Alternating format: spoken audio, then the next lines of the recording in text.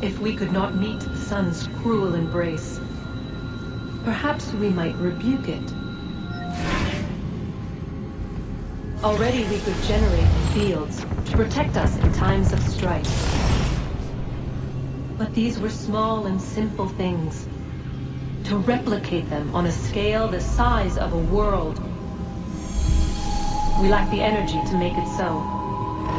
Half the world, they said then. It is better than none at all. We tried. Again, we failed. A quarter, they asked. Even this we could not do. A sixth, an eighth, a tenth, they cried. The answer was still the same. Perhaps in time a city might be spared. But it was time we did not have. So we moved on.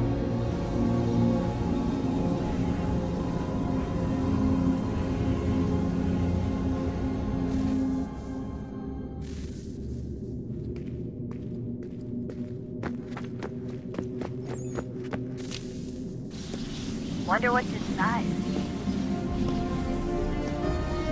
Only one way to find out.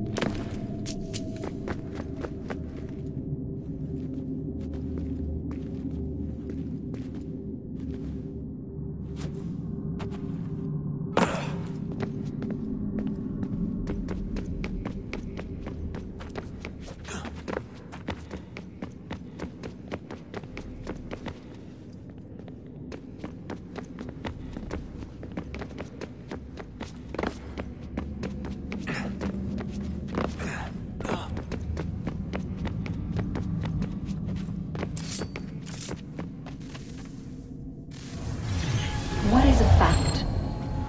Is it fixed? Immutable? Certain in its existence and only awaiting discovery? Or might it be changed? Here we learned the answer, and thought that it might save us. They were used to command, to control, to own. But we soon discovered another use. When enough sat in thrall and were told to believe, their thoughts took on form. What was imagined became real. If 100 minds could wish away a wall or create a tree, what might 1,000 do? 10,000? More? Might we change the consensus and will the thread away? We resolved to send one into the sky where it might illuminate us all. Once placed, a sentence would be uttered. Make us safe. In this way, we would change the consensus. We would save the world. But it never came to be. We sent a dozen of them skyward, but there was no way to maintain control, to direct the beam, to enthrall the world, to speak the words. Though this was strange and dangerous, what we tried next was worse.